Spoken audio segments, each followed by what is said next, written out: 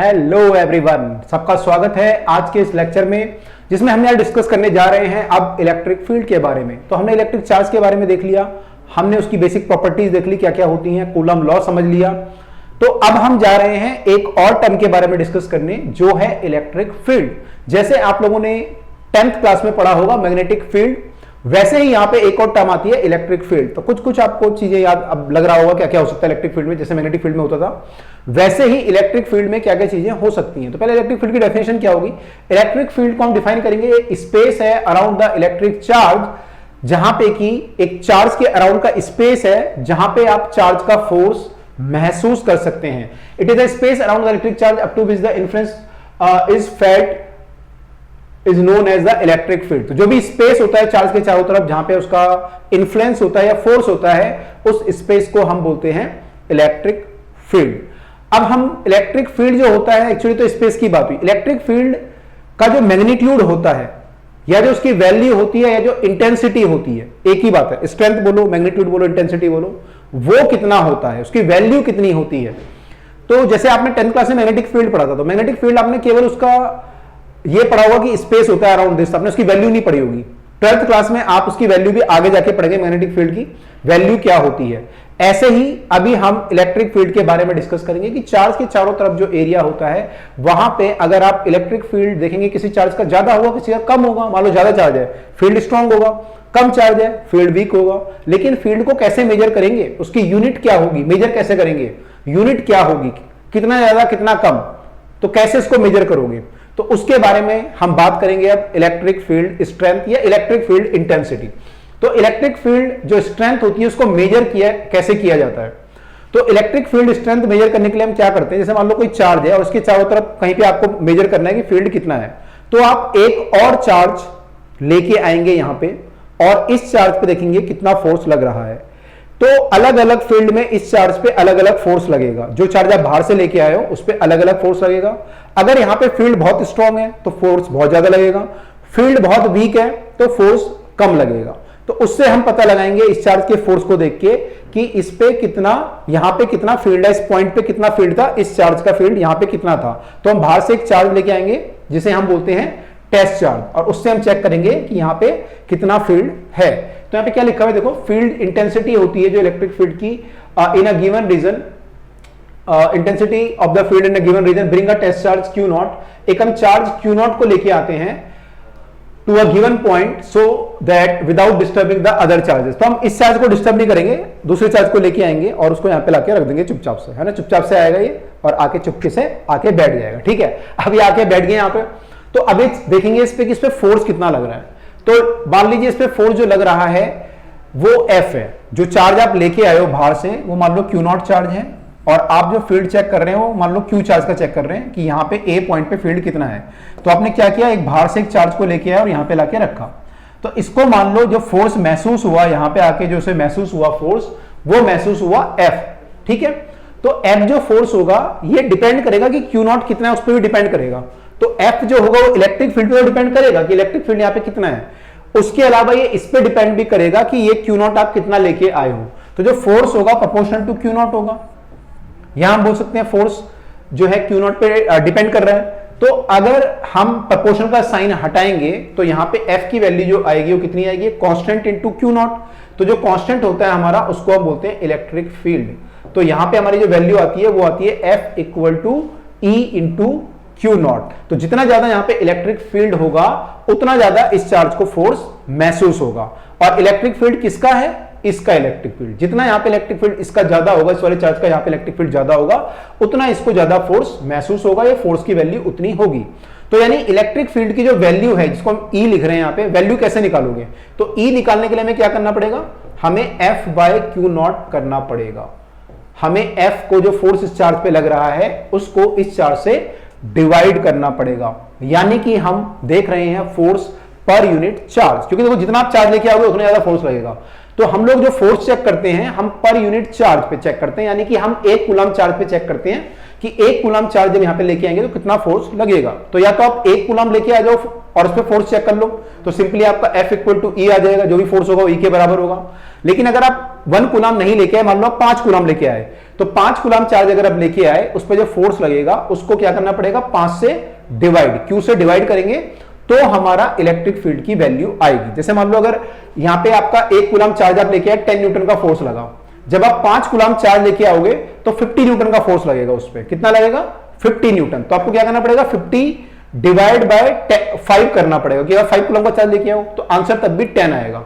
यानी electric field की value 10 Newton पर कूलम आएगी, चाहे आप छोटा चार्ज लेके आओ चाहे बड़ा चार्ज लेके आओ, क्योंकि हम इलेक्ट्रिक फील्ड जो चेक करते हैं पर यूनिट चार्ज पे चेक करते हैं। तो इलेक्ट्रिक फील्ड का फॉर्मूला हो गया force experienced per unit charge. तो F बाय Q की वैल्यू हम बोलते हैं उसको इलेक्ट्रिक फील्ड, ठीक है। और इलेक्ट्रिक फील्ड ध्यान रखिएगा, यहाँ पे इस वाले इलेक्ट्रिक फील्ड की बात चल रही है, ठीक है।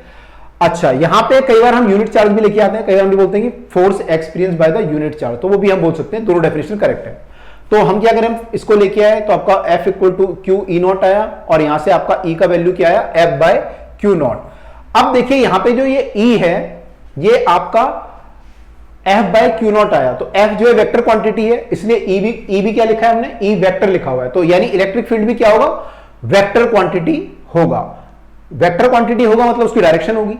अब डायरेक्शन किधर को होगी तो वो हम थोड़ी देर में देखेंगे, अभी जब इलेक्ट्रिक फील्ड लाइंस की बात चलेगी वहां पे हमें क्लियर होगा कि इलेक्ट्रिक फील्ड की डायरेक्शन क्या होगी। लेकिन उसका जो मैग्नीट्यूड है वो हम ऑलरेडी निकाल चुके हैं। इलेक्ट्रिक फील्ड का मैग्नीट्यूड हो जाएगा फोर्स पर यूनिट चार्ज से हम इलेक्ट्रिक फील्ड का मैग्नीट्यूड निकाल सकते हैं, ठीक है जी। चलिए आगे मूव करें। अच्छा, ये फॉर्मूला देखेगा F equal to E into Q naught. कई बार क्या बोलता है, आपको बोलता है कि एक इलेक्ट्रॉन मैं लेके आया और मैंने एक जगह पे रखा जहां पे इलेक्ट्रिक फील्ड 2 है, 2 न्यूटन पर कूलम। इसकी यूनिट क्या आएगी, न्यूटन पर कूलम।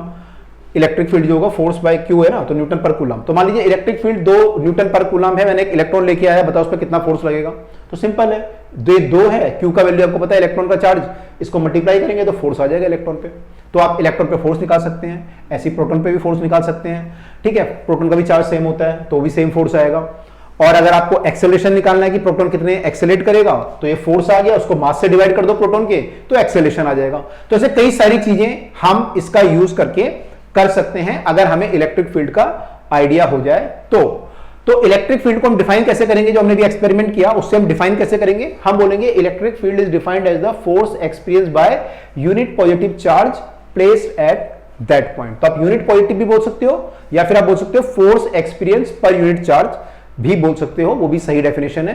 तो दोनों आप लिख सकते हो, दोनों ही इलेक्ट्रिक फील्ड की बिल्कुल सही डेफिनेशन है, ठीक है। अब ये कैसी क्वांटिटी है, वेक्टर क्वांटिटी। आपको अभी बात कर रहे थे हम लोग कि ये वेक्टर क्वांटिटी होगी, इसकी डायरेक्शन क्या होगी। तो इसकी डायरेक्शन जो होगी वैसे तो हम आगे डिटेल में पढ़ेंगे, लेकिन यहां पे लिखा हुआ है कि इसकी डायरेक्शन जो होगी किधर को होगी, along the positive, along which a positive charge experiences the force. मतलब जैसे मान लीजिए प्लस चार्ज है और आपको यहां पे इलेक्ट्रिक फील्ड की वैल्यू निकालनी है, ठीक है।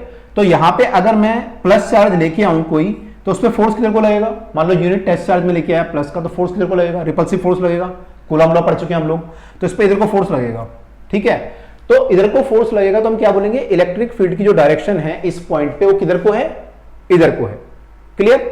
अगर मान लो मैं यहां पे इलेक्ट्रिक फील्ड निकालूं तो उस पर फोर्स किधर को लगेगा, इधर को लगेगा। तो हम बोलेंगे यहाँ पे इलेक्ट्रिक फील्ड की डायरेक्शन किधर को है, इस पॉइंट पे इधर को है। मान लो P पॉइंट है तो हम बोलेंगे इलेक्ट्रिक फील्ड P पे जो है इधर को है, और Q पॉइंट पे इलेक्ट्रिक फील्ड इधर को है, ठीक है। ऐसे ही मान लीजिए मैं यहां पे निकालूंगा तो यहां पे इलेक्ट्रिक फील्ड की वैल्यू, मान लो एक कोई और पॉइंट है तो वैल्यू इधर को आ जाएगी, मान लो ये S है, ठीक है। तो ऐसे हम लोग इलेक्ट्रिक फील्ड की वैल्यू निकाल सकते हैं, राइट। अगर मैं नेगेटिव चार्ज रखता है यहां पे तो क्या होता है, मान लो ये नेगेटिव चार्ज होता है यहां पे। अब आप टेस्ट चार्ज लेके आए, टेस्ट चार्ज हमेशा पॉजिटिव होता है, यूनिट पॉजिटिव चार्ज, तो इसको लेके आएंगे तो इस पे फोर्स किधर को लगेगा, एट्रैक्टिव फोर्स लगेगा इधर को। तो हम बोलेंगे इलेक्ट्रिक फील्ड P पे किधर को हो जाएगा, इस तरफ को। ऐसे यहां पे कोई लेके आया तो इधर को हो जाएगा Q पे। तो इस बार जो इलेक्ट्रिक फील्ड की वैल्यू है, डायरेक्शन है, वो किधर को हुई, टुवर्ड द माइनस। यानी इलेक्ट्रिक फील्ड जो होता है वो प्लस से अवे होता है और माइनस की तरफ को होता है।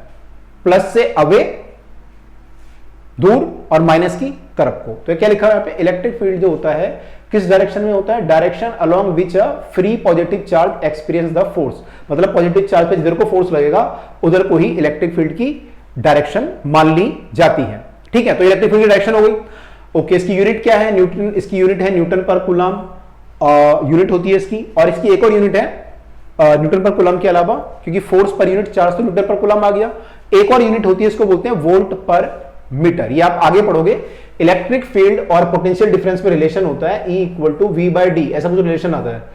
तो पोटेंशियल बाय डिस्टेंस, तो ये वोल्ट बाय मीटर हो जाएगा, तो वोल्ट पर मीटर। तो आगे हम लोग इसको पढ़ेंगे डिटेल में कि E हमारा क्या होता है। Actually delta we by delta D होता है वैसे तो, जब आप पढ़ोगे डिटेल में, ठीक है। तो ऐसा कुछ करके रिलेशन आएगा, ठीक है।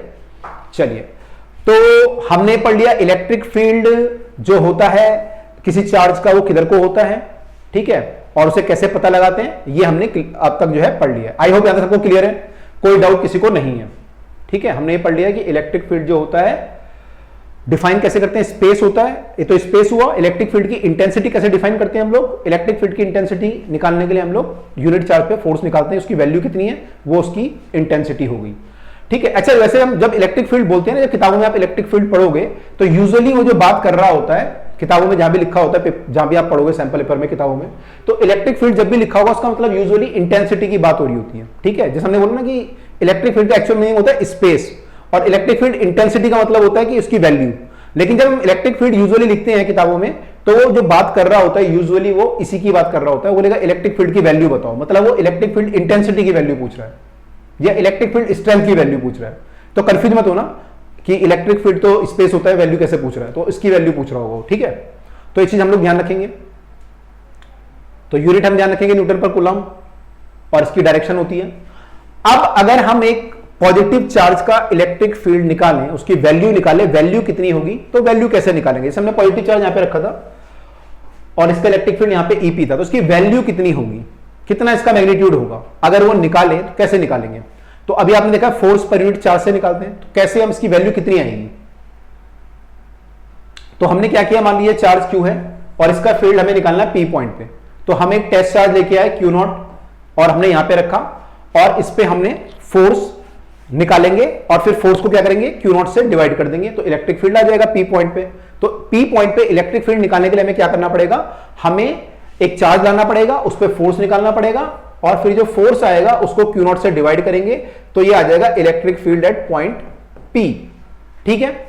अब देखिए कोई चार्ज अगर हम यहां पे लेके आएंगे तो इस पे कितना फोर्स काम करेगा।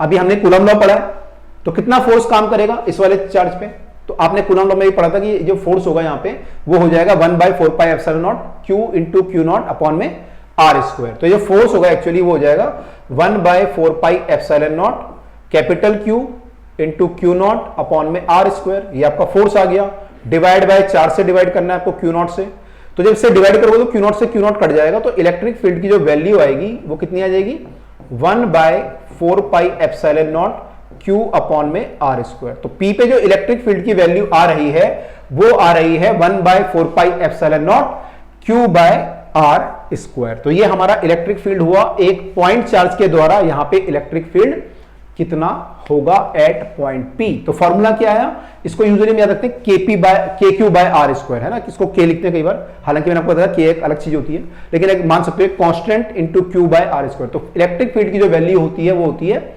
KQ बाय आर स्क्वायर, अगर हम एक पॉइंट चार्ज की बात कर रहे हैं, ठीक है। लेकिन मान लो पॉइंट चार्ज ना हो, यहाँ पे लाइन चार्ज हो, शीट हो चार्ज की, तो फिर उसके लिए अलग अलग चीजें हैं, वो हम आगे पढ़ेंगे। लेकिन जब पॉइंट चार्ज होगा तो P पॉइंट पे यानी R डिस्टेंस पे जो इलेक्ट्रिक फील्ड की वैल्यू होगी कितनी होगी KQ बाय आर स्क्वायर, ठीक है। तो वैल्यू सेम रहेगी जब R डिस्टेंस पे आप निकालोगे, चाहे आप इस तरफ R डिस्टेंस पे निकाल लो या इस तरफ R डिस्टेंस पे निकाल लो, वैल्यू वही आएगी KQ बाय आर स्क्वायर। हाँ, बस उसकी डायरेक्शन चेंज हो जाएगी, इधर को फील्ड इधर को होगा, इधर को होगा, इधर को नीचे को होगा, लेकिन वैल्यू जो है R डिस्टेंस पे हर जगह पे, यहाँ पे जितना भी जो R डिस्टेंस पे आपके पार्टिकल होंगे सारे या पॉइंट्स होंगे, सब पे इलेक्ट्रिक फील्ड की वैल्यू सेम ही आएगी, डिफरेंट नहीं आएगी, ठीक है। तो ऐसे करके हम लोग निकाल सकते हैं। तो यहाँ पे इन्होंने सॉल्व करके निकाला ये, तो ये इन्होंने निकाला, फिर इलेक्ट्रिक फील्ड निकालने के लिए F/Q किया, तो ये आपकी वैल्यू आई। वेक्टर फॉर्म में लिखोगे तो इंटू आर वेक्टर भी करना पड़ेगा आपको, जो आर वेक्टर आपका इधर को होगा, जैसे ये इधर को है ना ये, तो इसका आर वेक्टर इधर को आ जाएगा आर कैप। तो आर कैप से मल्टीप्लाई करोगे तो क्या होगा, इलेक्ट्रिक फील्ड में एक डायरेक्शन आ जाएगी और विदाउट चेंजिंग द मैग्नीट्यूड, उसका मैग्नीट्यूड चेंज नहीं होगा क्योंकि आपने कैप से मल्टीप्लाई किया है, तो मैग्नीट्यूड सेम रहेगा, बस उसमें डायरेक्शन आ जाएगी। तो पहले बिना डायरेक्शन के था, अब इसको एक जो है जीवन में एक दिशा इसको मिल जाएगी, इसकी दिशा किधर को है, इसमें केवल मैग्नीट्यूड था, पहले दिशा नहीं थी इस पे, तो अब इसको दिशा भी मिल जाएगी, इसकी दिशा किधर को है, ठीक है। चलिए, तो अब हम इस फॉर्मूले को पढ़ने के बाद जो के क्यू बाय आर स्क्वायर है कुछ क्वेश्चंस कर सकते हैं। तो इसी तरह का एक क्वेश्चन हमारी स्क्रीन पे आ गया है ये, और इसमें लिखा हुआ है कि in the given figure distance of the point P where the electric field is zero. आपको बताना है कि डिस्टेंस ऑफ पॉइंट पी कितना होगा। चलिए, तो इस क्वेश्चन को करते हैं। इस क्वेश्चन में आपको दिया हुआ है कि एक के चार्ज है ए, इसका जो है 10 माइक्रोकूलम चार्ज है, उसका 20 माइक्रोकूलम चार्ज है। आपको बताना है एक पॉइंट बताना है जहां पे कि इलेक्ट्रिक फील्ड जीरो होगा because of both the charges. तो आपको एक पॉइंट निकालना है, ठीक है। अब देखिए यहां पे 10 माइक्रोकूलम चार्ज है, मान लीजिए पॉइंट यहां कहीं होगा, सपोज मान लीजिए, ठीक है। तो यहां पे क्या होगा कि मान लो डिस्टेंस यहां से आर है, तो यहां पे क्या होगा कि इसका जो इलेक्ट्रिक फील्ड होगा वो इधर को होगा, इलेक्ट्रिक फील्ड ऑफ चार्ज ए जो इधर को होगा।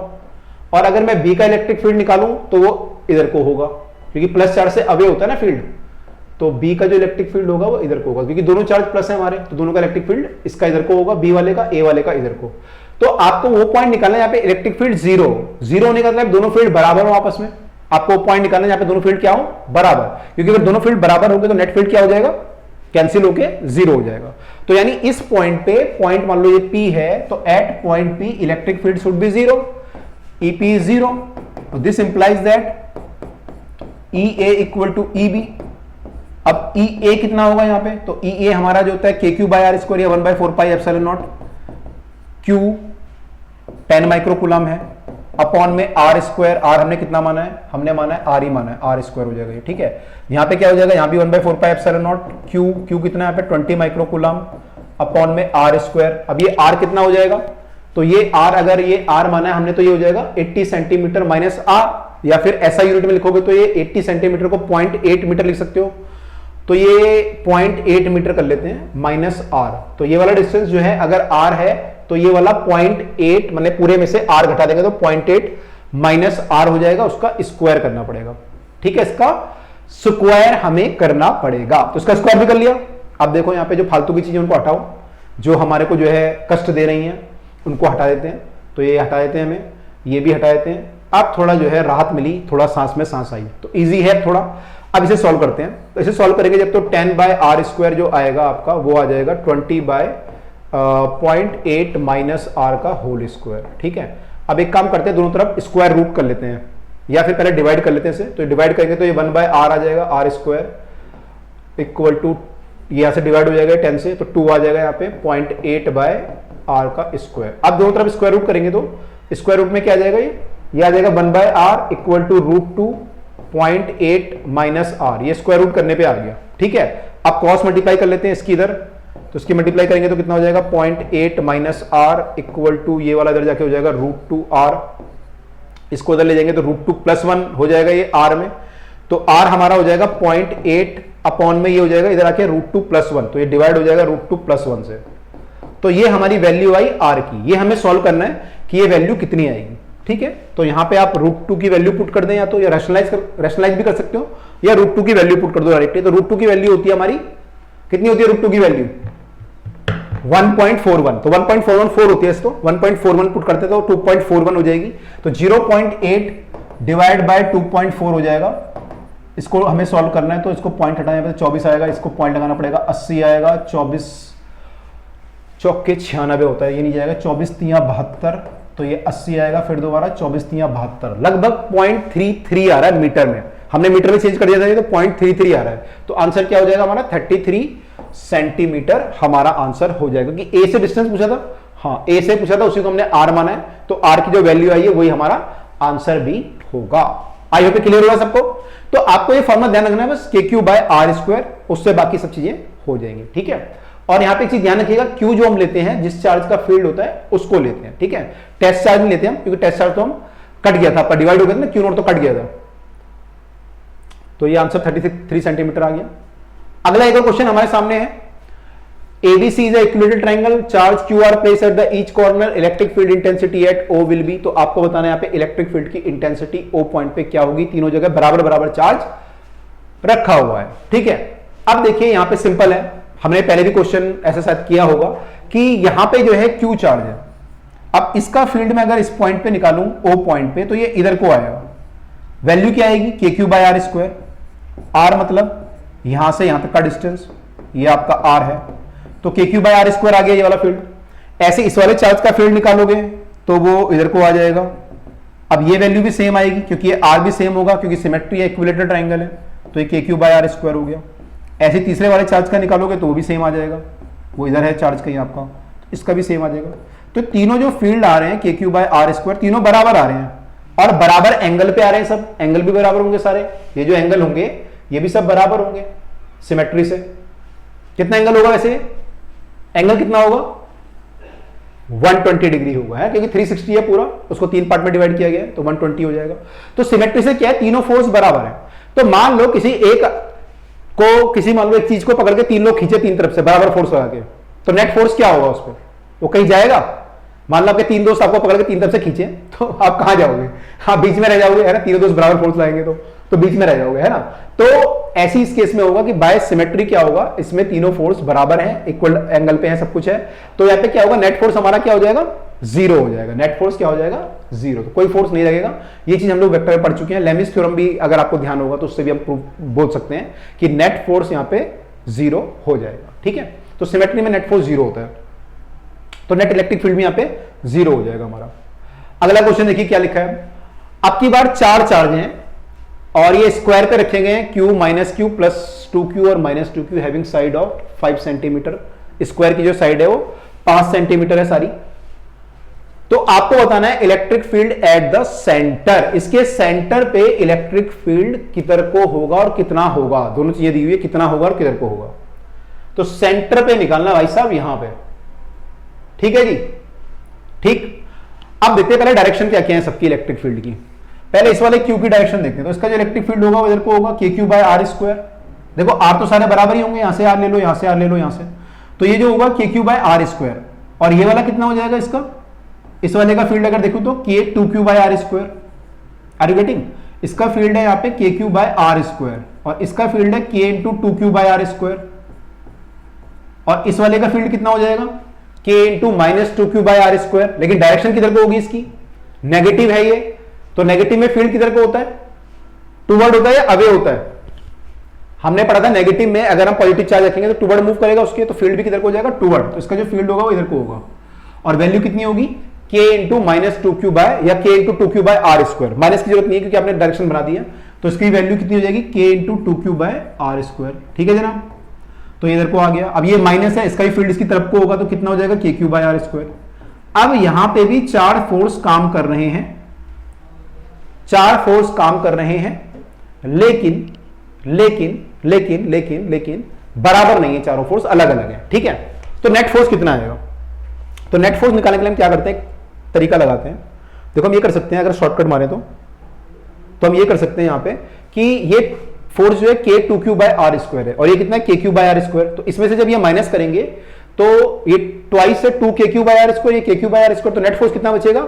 नेट फोर्स इधर को बचेगा हमारा KQ/R²। आई होप क्लियर हो रहा है? ये डबल फोर्स था इससे, तो एक फोर्स कम हो गया, माइनस हो गया। ऐसे ये भी इसका डबल है तो इसमें एक बच जाएगा, तो कितना हो जाएगा? ये इधर को हो जाएगा KQ/R²। ठीक है जनाब।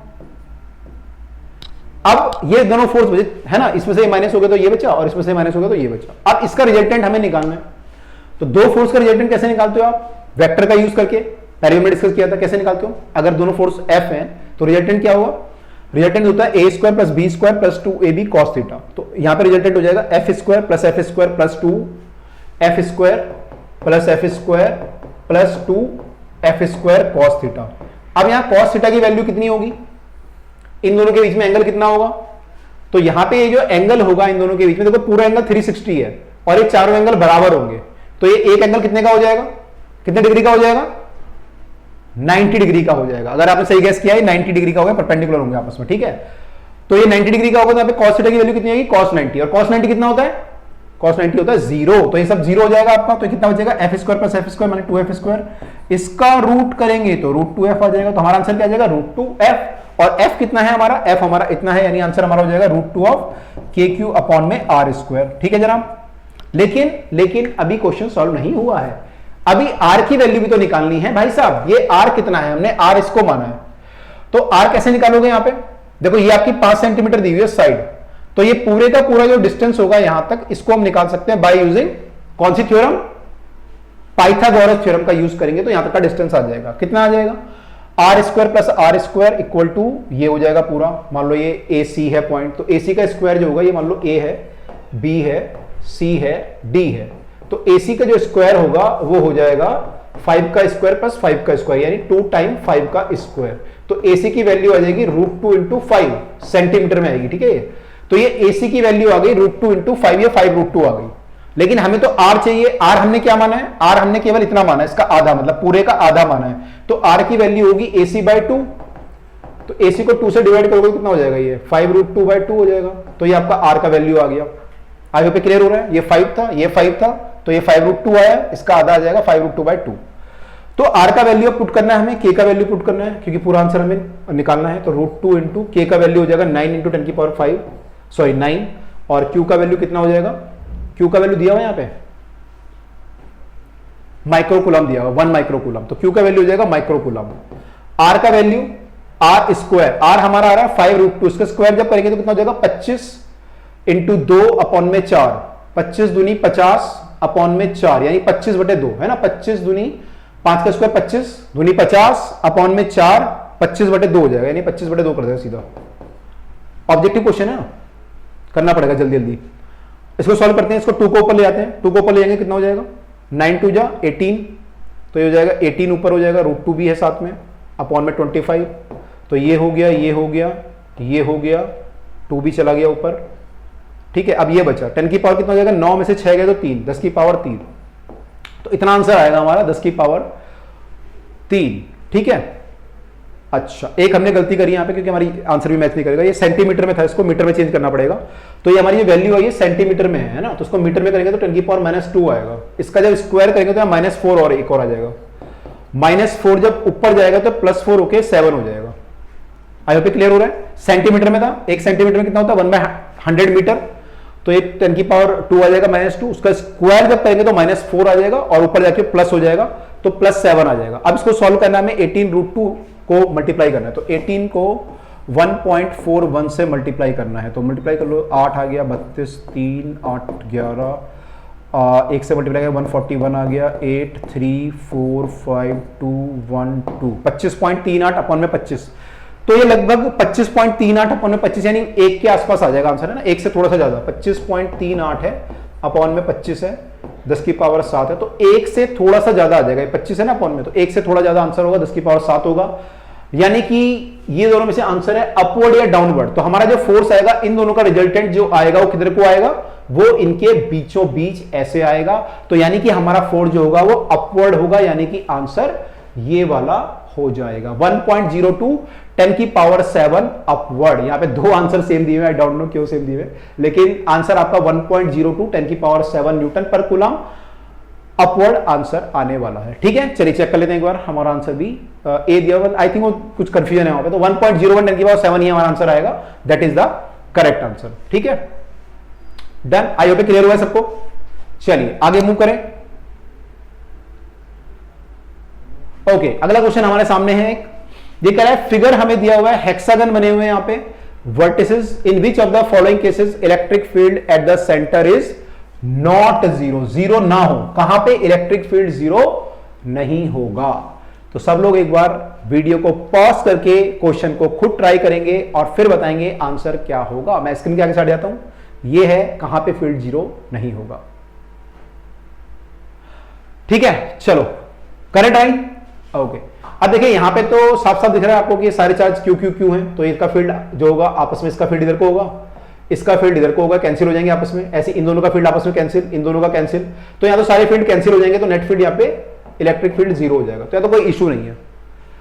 उसके अलावा देखें तो कहां पे कैंसिल हो रहा है आराम से, जैसे यहां पे भी कैंसिल हो रहा है, ये क्यू वाला इधर को होगा, ये क्यू वाला इधर को होगा, 2Q वाला इधर को, 2Q वाला इधर को कैंसिल, 2Q से 2Q कैंसिल, तो ये सब कैंसिल हो जाएंगे, ये भी जीरो हो जाएगा, तो ये भी इलेक्ट्रिक फील्ड जीरो है। ठीक है, इसमें देखें अगर इस वाले में देखते हैं एक बार, इस वाले में तो ये वाले दोनों कैंसिल हो जाएंगे, इन दोनों के फील्ड, लेकिन इसका फील्ड और इसका फील्ड सेम डायरेक्शन में है, इसका फील्ड इधर को होगा इस वाले का, और माइनस वाले का भी इधर को ही होगा, तो दोनों का फील्ड इधर को होगा, इसका फील्ड इधर को होगा और इसका भी इधर को होगा, तो यहां पे नेट फील्ड जीरो नहीं आएगा, इन दोनों का कोई फील्ड आएगा, इन दोनों का फील्ड आएगा, और फिर दोनों को रिजल्टेंट देना पड़ेगा, वो इधर को कहीं आ जाएगा। तो यहां पे भी नेट फील्ड जीरो नहीं है, तो ये आंसर हो सकता है हमारा, इलेक्ट्रिक फील्ड यहां पे जीरो नहीं आ रहा। इसको चेक कर लेते हैं एक बार पहले।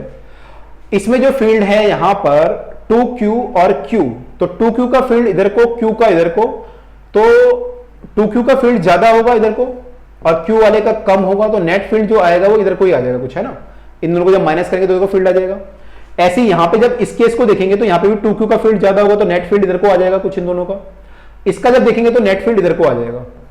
तो तीनों का जब मैं फील्ड निकाल रहा हूं, इस पेयर का, इस पेयर का और इस पेयर का, तीनों पेयर सेम है तो तीनों का फील्ड भी सेम आएगा। माने 2q है, ये q है, तो इसका फील्ड इधर को आ रहा था 2q की वजह से। ऐसे ही इसका फील्ड भी 2q की वजह से इधर को आएगा और इसका फील्ड भी 2q की वजह से इधर को आएगा, ठीक है, क्योंकि तीनों पेयर सेम है हमारे। अब ये तीनों पेयर सेम है, फोर्स भी बराबर है और सिमेट्री आ रही है कि एक का फोर्स इधर को आ रहा है, एक का इधर को आ रहा है, एक का इधर को आ रहा है, तीनों एंगल बराबर, सब कुछ सिमेट्री है। तो नेट फोर्स जो होगा वो कितना हो जाएगा इस केस में, या फील्ड कितना हो जाएगा इस केस में? इस केस में electric field will be zero. तो इस केस में भी हमारा इलेक्ट्रिक फील्ड की वैल्यू क्या आ जाएगी? जीरो आ जाएगी। तो केवल एक केस हमारे सामने बच रहा है जहां पे इलेक्ट्रिक फील्ड जिंदा बचता है, बाकी जगह में भाई साहब ये जो है शहीद हो जाता है, कहीं पे भी बचता नहीं है। तो इलेक्ट्रिक फील्ड यहां पे कैंसिल हो जाता है, जीरो हो जाता है। तो आंसर हमारा क्या हो जाएगा इस केस में? 2 वाले केस में हमारा electric field will be non zero, क्योंकि उसने पूछा था कहां पे जीरो नहीं होगा। ठीक है, आई होप क्लियर हुआ सबको। चलिए आगे मूव करते हैं। अगला प्रश्न हमारे सामने है एक और ये सीबीएसई का क्वेश्चन है कि 2 point charges plus 6q and minus 8q are at the vertices B and C of a equilateral triangle. तो plus 6q and minus 8q are in the vertices of at vertices of B and C of an equilateral triangle A B C of side A. Obtain the expression and magnitude and the direction of resultant field at the vertex A. तो A पे आपको बताना है electric field किधर को होगा। सारी side बराबर है, सब साइड की वैल्यू कितनी दी हुई है? ए दी हुई है। तो आपको बताना है यहां पे इलेक्ट्रिक फील्ड किधर को होगा और कितना होगा इन दोनों चार्जेस की वजह से। तो ये हमें निकालना है। तो ट्राई करते हैं, देखते हैं भाई क्या निकाल पाते हैं हम लोग। एक बार आप लोग भी ट्राई करोगे? ट्राई करो। तो देखिए यहां पे मैं अगर निकालूं फील्ड, तो इसका जो फील्ड आएगा प्लस चार्ज का फील्ड इधर को आएगा, तो इसका फील्ड इधर को आ जाएगा, E of the A B जो है इधर को आ जाएगा। ये माइनस है, इसका फील्ड इधर को आएगा, ठीक है, ये आ जाएगा ई सी बोल देते हैं इसे, मान लो। क्या दोनों फील्ड बराबर होंगे? यस या नो? आंसर इज नो, क्योंकि देखो चार्ज दोनों अलग अलग है, डिस्टेंस बराबर है, KQ by R square, KQ by R square, तो आर तो सेम है लेकिन Q अलग अलग है, तो फील्ड बराबर नहीं होंगे। इनफैक्ट ये वाला फील्ड ज्यादा होगा, क्योंकि ये जो है चार्ज ज्यादा है, तो ये वाला फील्ड क्या होगा? ज्यादा होगा। तो नेट फील्ड जो आएगा वो बीचों बीच तो नहीं आएगा। यहाँ पे अगर ये दोनों बराबर होते बिल्कुल बीचों बीच इसका रिजल्टेंट आता, लेकिन ये वाला फील्ड क्योंकि ज्यादा है तो नेट रिजल्टेंट जो आएगा थोड़ा सा नीचे की तरफ को आ जाएगा। थोड़ा सा क्या होगा? बीच में आने की वजह थोड़ा सा इसकी तरफ को बायस हो जाएगा, इसकी तरफ को बेंड हो जाएगा। तो पहले वैल्यू निकालते हैं। तो ईबी की वैल्यू कितनी आएगी? ईबी अगर आप निकालेंगे तो ईबी की वैल्यू हो जाएगी KQ बाय आर स्क्वायर, यानी कि 1/4 pi epsilon not Q upon में A का स्क्वायर। ये ईबी की वैल्यू आई। ऐसी आप EC की वैल्यू निकालोगे तो मैग्नीट्यूड की बात कर रहा हूं मैं, 1/4 pi epsilon not 8Q upon में A स्क्वायर, ये इसका मैग्नीट्यूड आ गया, ठीक है। अब इनका रिजल्टेंट निकालना है। तो रिजल्टेंट निकालने के लिए फॉर्मूला वही घिसा पिटा formula, A square plus B square plus 2AB cos theta. तो A हमें पता है, B पता है, 2AB cos theta. cos theta दोनों वेक्टर के बीच का एंगल, तो ये एंगल कितना होगा यहाँ पे दोनों के बीच का? कितना? 60। इन दोनों वेक्टर के बीच का एंगल मतलब ये वाला एंगल चाहिए हमें, ठीक है। तो ये एंगल कितना होगा? ये पूरा एंगल 180 है और ये 60 है, इक्विलेटरल ट्रायंगल में 60 होता है। ये 60 है तो ये कितना हो जाएगा? 120। तो यहाँ पे 120 हमें लेना पड़ेगा। तो ये जो है इसको थोड़ा इजी करने के लिए, ताकि ज्यादा ना लिखना पड़े हमें, इसको हम मान लेते हैं, ये 6 टाइम्स आ रहा है ना, ये इसको 6e मान लेते हैं, और इसको मान लेते हैं, या 6x मान लो, इसको 8x मान लो। अब इसको ऐड करना है, तो जो e आएगा नेट, e नेट जो आएगा हमारा वो आ जाएगा 6e का स्क्वायर प्लस 8e का square plus 2 times 6e into 8e into cos of 120, ठीक है। तो मैंने 6e 8e क्यों लिखा है? ताकि मुझे ज्यादा ना लिखना पड़े। तो मेरे को यहां पे पूरा लिखना पड़ता है, ये पूरा लिखना पड़ता, फिर इसका स्क्वायर करता, फिर इसका स्क्वायर पूरा लिखना पड़ता, तो थोड़ा लेंथी हो जाएगा। टाइम बचने के लिए हमने इसको ऐसा लिख लिया ताकि हम इजीली कर पाए, ठीक है। क्योंकि आपको पता है मनुष्य जो है स्वभाव से एक आलसी प्राणी है, तो थोड़ा सा जो है उसको करना पड़ेगा हमें, है ना, बोर्ड में भी ऐसा करना पड़ेगा, टाइम बचाने के लिए भी करना पड़ेगा और अपने आलस्य को ध्यान में रखते हुए भी ऐसा करना पड़ेगा। इसको सॉल्व करेंगे तो 36 आ जाएगा, 36 स्क्वायर 64 आ जाएगा, तो 100 ई स्क्वायर आ जाएगा, ये दोनों को ऐड करेंगे तो, और इसको सॉल्व करेंगे तो ये आ जाएगा 8 6 48 दूनी 96, तो 96 ई स्क्वायर। और कॉस 120 कौन बताएगा? कॉस 120 की वैल्यू हमारी होती है, कॉस 120 इज माइनस हाफ। अगर आपको पता होगा माइनस हाफ इसकी वैल्यू होती है, तो ये माइनस का हाफ हो जाएगा यहाँ पे, 2 से ये कट के 48 आ जाएगा, ये है ना, कट के 96 से कटेगा तो 48 आ जाएगा माइनस का। माइनस का 48 करोगे तो 52 आ जाएगा, तो 52 आ जाएगा ई स्क्वायर, तो इसका रूट करोगे तो रूट 52 ई आ जाएगा ये। तो आंसर कितना है हमारा? रूट 52 ई। लेकिन ई कितना हमारा? ई हमारा ये है, तो ये आंसर आ जाएगा रूट 52, इसको लिख सकते हैं रूट 52 इंटू ई का वैल्यू क्या लिख सकते हैं हम लोग? सॉरी, ई का वैल्यू क्या लिख सकते हैं हम लोग? ई का वैल्यू ये है Q by A 1/4 pi epsilon naught Q by A square, 1/4 pi epsilon naught Q by, कौन सा क्यू था? छोटा क्यू था, छोटा वाला क्यू बाय ए स्क्वायर। तो ये हमारा इलेक्ट्रिक फील्ड का जो है वैल्यू आ गया। तो ये तो एक पार्ट हुआ कि इलेक्ट्रिक फील्ड उस पॉइंट पे कितना होगा, तो हमने दोनों का फील्ड निकाला और दोनों के फील्ड को ऐड किया वेक्टर की तरह, तो हमारा इलेक्ट्रिक फील्ड तो आ गया। ठीक है, अब बात करते हैं जनाब यहां पर डायरेक्शन क्या होगी, किधर को फील्ड ये होगा। तो बीच में तो नहीं होगा, अगर बीच में तो हम सीधा बोलते कि ये इधर को होगा, मतलब पैरेलल टू द बीसी होगा, ऐसे कुछ होगा, है ना, तो ऐसा तो हम नहीं बोल सकते इस बार। तो हम ये मान लेते हैं कि ये ईबी है और ये ईसी है। ठीक है, तो जो नेट फील्ड आएगा, मान लो ईसी के साथ अल्फा एंगल बना रहा है, सपोज जो ई नेट आ रहा है वो अल्फा एंगल बना रहा है ईसी के साथ। तो ये अल्फा एंगल कैसे निकालते हो आप? तो अगर आपको 11th क्लास का थोड़ा सा ध्यान होगा, मैं एक बार याद कराता हूं आपको। तो 11th क्लास में हम लोगों ने देखा था कि जब हमारे वेक्टर होते हैं, मान लो ये ए वेक्टर है और ये बी वेक्टर है सपोज, और ये एंगल अल्फा है, तो जब आप ये थीटा निकालते थे रिजल्टेंट का, ये रिजल्टेंट है, मान लो इसका थीटा ये है, तो थीटा मान लो इसके साथ जो एंगल बन रहा है वो थीटा बन रहा है। तो जो थीटा निकलता था tan थीटा इक्वल टू हमारा होता था बी साइन अल्फा हो जाएगा ये, अपॉन में ए प्लस बी कॉस अल्फा, ये फॉर्मूला होता था हमारा। ठीक है, यानी जब हम थीटा निकालते थे, मतलब ए के साथ एंगल निकालते थे, तो ए वाला यहां पे रखते थे और बाकी B sine alpha B cos alpha ऐसे रखते थे। ठीक है, तो यहां पे क्या हो जाएगा, यहां पे हम जो एंगल निकाल रहे हैं किसके साथ निकाल रहे हैं हम लोग एंगल? हम निकाल रहे हैं सी के साथ, तो ईसी को ऐसे रखते हैं एज इट इज, और यहां पे क्या आ जाएगा? ईबी आ जाएगा बी की जगह पे, ईबी कॉस अल्फा। अल्फा कितना हो जाएगा? अल्फा मतलब दोनों वेक्टर के बीच का जो एंगल था, टोटल एंगल था 120 डिग्री, तो कॉस अल्फा हो जाएगा माइनस का हाफ। ठीक है, और यहां पे भी ईबी आ जाएगा और साइन अल्फा मतलब हो गया साइन 120। साइन 120 कितना होता है? साइन 120 अगर आप निकालेंगे, कई बच्चे पूछेंगे सर कॉस 120 माइनस हाफ कैसे आया? तो देखो ऐसे आया था वो कि साइन 120 जब निकालोगे तो साइन को लिख सकते हो 180 माइनस थीटा, तो ये 180 माइनस 60 हो जाएगा, तो ये हो जाएगा साइन, अब देखो 180 में साइन का साइन ही रहेगा, चेंज तो होगा नहीं, तो ये आ जाएगा साइन 60। अब माइनस का है प्लस का, तो ये सेकंड क्वाड्रेंट है, तो आफ्टर स्कूल टू कॉलेज आपको याद होगा तो साइन क्या होगा? पॉजिटिव रहेगा, यहाँ पे तो प्लस का रहेगा, तो ये प्लस का रूट 3/2 आ जाएगा। जब आप कॉस का निकालोगे तो कॉस में क्या होगा? यहाँ पे कॉस 180 माइनस 60 आएगा। अब कॉस 180 माइनस 60 करोगे तो कॉस का तो कॉस ही रहेगा, 180 चेंज तो होता नहीं, लेकिन कॉस सेकंड क्वाड्रेंट में नेगेटिव होता है, तो कॉस 60 नेगेटिव का आ जाएगा, यानी माइनस का हाफ आ जाएगा, लेकिन साइन पॉजिटिव आ रहा है, तो साइन पॉजिटिव आएगा तो रूट 3/2 यहां पे पुट कर देंगे और अब हमारा काम हो जाएगा।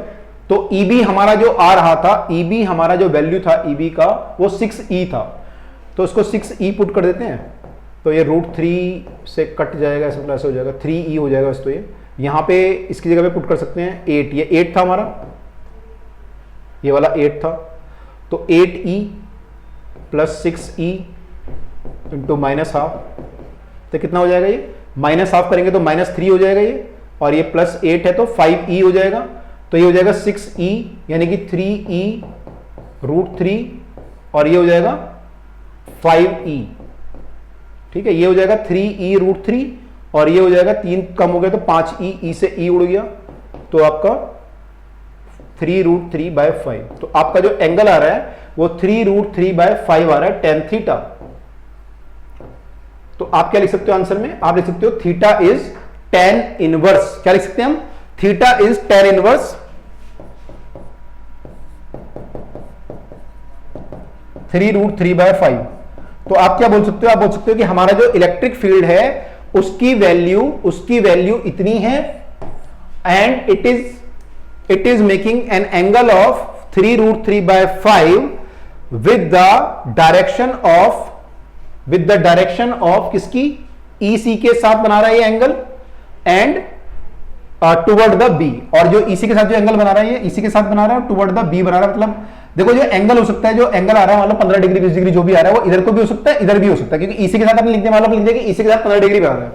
तो दो केस हो सकते हैं EC के साथ 15 डिग्री के, एक तो ये वाला हो सकता है, एक ये वाला हो सकता है। लेकिन जो इधर वाला वेक्टर है वो बी की तरफ को है, 15 डिग्री बी की तरफ को, और ये वाला बी से अवे है क्योंकि बी तो इधर है।